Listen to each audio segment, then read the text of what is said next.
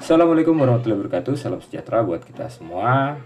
Ya, kali ini kita akan belajar atau kuliah tentang sebuah mata kuliah umum ciri khas Universitas Negeri Jakarta, yaitu mata kuliah Logika dan Penalaran Ilmiah, di mana bobot SKS dari mata kuliah ini sebesar 2 SKS. Dan bentuk dari mata kuliah ini, teori juga sedikit akan ada nanti seminar atau diseminasi ya. Mata kuliah ini bernama mata kuliah Logika dan Penalaran Ilmiah. Tujuannya adalah agar mahasiswa mampu memformulasikan ide, pemikiran atau gagasan, dan solusi dalam permasalahan sesuai dengan bidangnya masing-masing secara efektif dan efisien, berlandaskan pikiran logis, sistematis, dan ilmiah. Nah, pada akhir perkuliahan, Anda diharapkan mampu terampil dalam menyelesaikan kasus-kasus yang relevan dengan bidang keahlian dan menyusun proyek penelitian berskala kecil. Mata kuliah ini memiliki CPL. CPL-nya adalah sebagai berikut. Ada sikap, keterampilan umum, pengetahuan, dan keterampilan khusus. Yang mungkin patut untuk menjadi perhatian, posisinya adalah di pengetahuan dan keterampilan khusus. Menganalisis prinsip dasar logika dan penalaran ilmiah dalam menyelesaikan masalah sesuai bidang keahlian Anda masing-masing. Dan keterampilan khususnya mengaplikasikan keterampilan analisis untuk memformulasikan ide, pemikiran, atau gagasan dan solusi ilmiah. Itu yang pertama.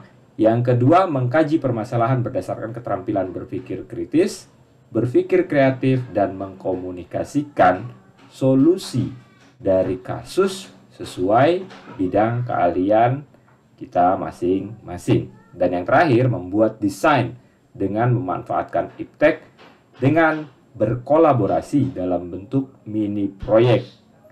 Nah, basisnya research based instructional.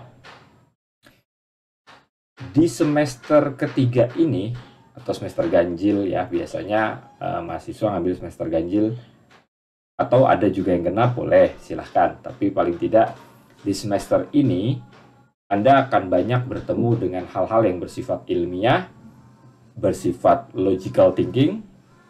Nanti juga turunannya ada rujukan-rujukan ilmiah, apa yang disebut ilmiah, apa yang tidak disebut ilmiah. Kemudian Anda juga bertemu dengan apa itu fakta, bagaimana datanya, dan lain sebagainya. Nah, itu ada di bahan kajian dan pokok bahasan. Dasar logika ilmiah sebagai bahan kajian atau pokok bahasan pertama. Di sini kita akan membahas apa itu fakta, opini, dan teks. Fakta, opini, dan teks. Kita sering mendengar, baik sekarang era media sosial ya, kita sering mendengar ada yang beropini, ada yang teks, ada yang memang itu berdasarkan fakta. Kita bahas di sini. Yang kedua, konsistensi versus kontradiksi. Nah, ini apa? Kalau konsistensi itu bagaimana, kemudian kontradiksi, ya sering kita dengar yang namanya destruksi. Ada yang bilang konsistensinya harus seperti apa. Ini kita bahas di sini, mengidentifikasi kesamaan dan perbedaan informasi dalam teks. Yang ketiga, dekonstruksi dan rekonstruksi subjek. Bahasan yang berikutnya adalah penalaran dan argumentasi. Yang pertama, mengklasifikasian atau pengklasifikasian dan pengkategorian menggunakan penalaran induktif. Oke, selanjutnya kita masuk ke bahan kajian yang kedua, dari masih dari penalaran dan argumentasi ya. Yang kedua itu menyusun argumen yang logis.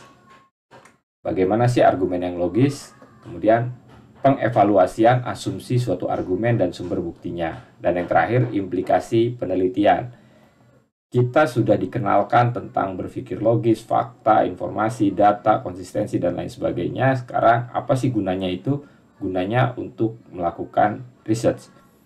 Kita sebagai mahasiswa, baik itu S1, D3 maupun D4, memiliki tanggung jawab akademik sebagai orang yang berada di ranah akademisi. Apa output akademisi? Ya research. Itu yang paling simpel. Tapi research itu seperti apa, implikasinya dan bagaimana dikembangkannya, nah nanti kita bahas di pokok bahasan yang terakhir ini. Masalah-masalah dalam penelitian, kemudian state of the art, dan kebaruan objek kajian. Artinya kita nanti belajar tentang bagaimana riset terkini, apa-apa saja yang sudah kita dapatkan dari riset terkini, dan apa-apa saja yang bisa kita kembangkan ke depannya. Yang ketiga, menemukan relevansi objek kajian dengan penelitian sebelumnya. Nah ini, sustainable-nya seperti apa? Konsistensinya bagaimana? Apakah kita mau mendestruksi atau kita mau meneruskan?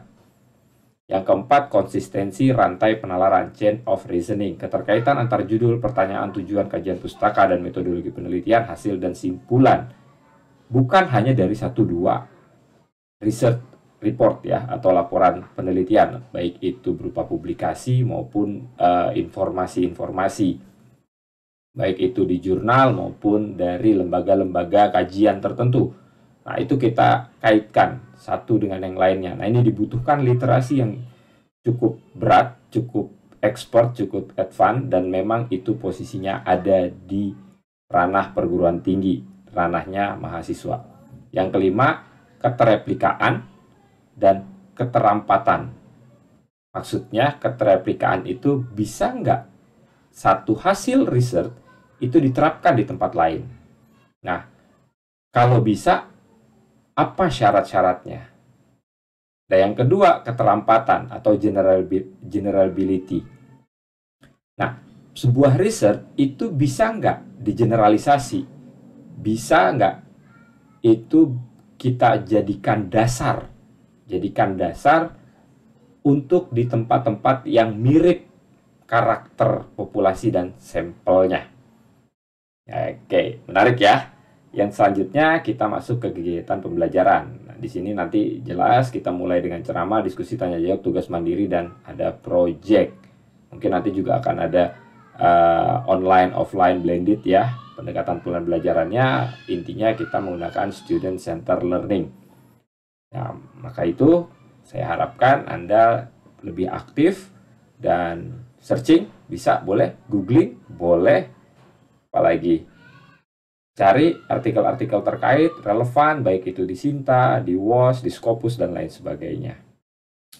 Media pembelajarannya kita nggak hanya menggunakan laptop dan handphone, mungkin nanti kita akan banyak menggunakan tools-tools lain, juga ada LMS-nya. Saya harap Anda juga sudah mendaftar di LMS sesuai dengan dosen masing-masing. Dan tagihannya adalah kuis, tugas kelompok, diskusi, analisis kasus, dan mini riset. Mini riset ini bukan berarti Anda harus ke laboratorium, ke mana, dan nanti kita bahaslah tentang bagaimana mini riset di mata kuliah ini ya. Ini penilaiannya yang paling ditunggu-tunggu oleh mahasiswa.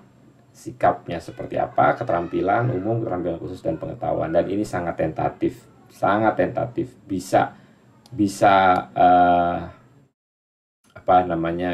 benar-benar seperti ini, atau bisa berubah ya, atau bisa menyesuaikan proporsinya sesuai dengan kondisi situasi dan kondisi terkini.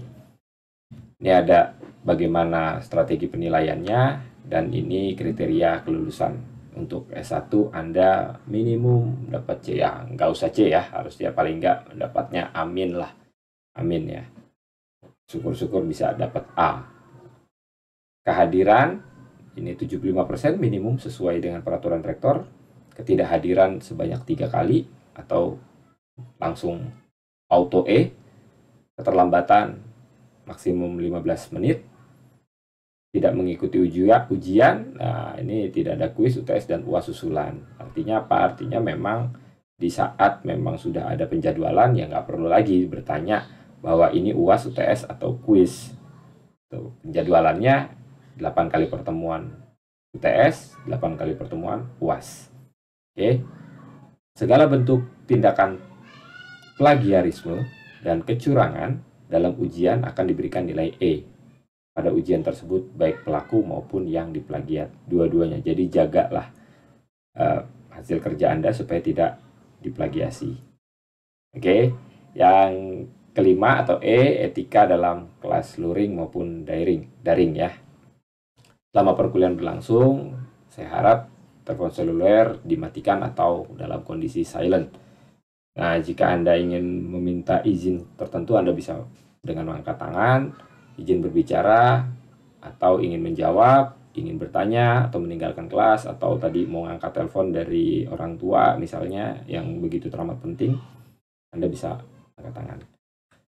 Ini etika dalam kelas daring, jadi Anda harus menyalakan video, tidak harus memiliki alasan, tapi paling tidak Anda jelas Anda ada di situ, bukan sendalnya saja yang ditaruh di dalam ruangan gitu, atau tasnya saja yang nanti yang kuliah tasnya atau sendalnya. Oke.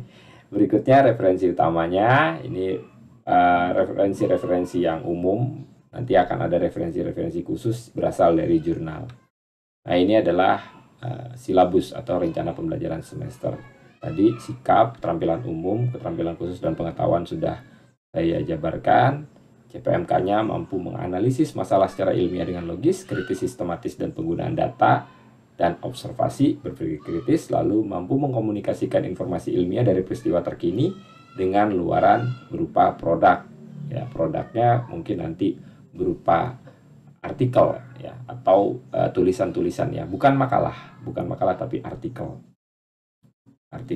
yang siap untuk mungkin bisa dipublikasi di jurnal atau di proceeding dan lain sebagainya. Itu sub CPNK-nya semua sudah tersirat tadi ya. Nah, ini pekan pertama, kedua, ketiga, keempat, apa-apa saja yang kita akan lakukan, dan ini juga sifatnya tentatif, bisa sesuai dengan ini atau bisa bahkan lebih dalam atau lebih jauh, lebih luas gitu ya. Nah, ini 5, 6, 7, 8 UTS, kemudian 9, 10, Anda bisa screenshot atau Anda bisa pause dulu ketika Anda menonton video ini. Berikutnya ini 11, 12, 13, 14, 15, 16. Ya, demikian uraian singkat tentang rencana pembelajaran semester dan perkuliahan pertama. Kurang lebihnya saya mohon maaf. Wallahu muwaffiq ila aqwamit thoriq. Wassalamualaikum warahmatullahi wabarakatuh. Salam sejahtera buat kita semua. Terima kasih.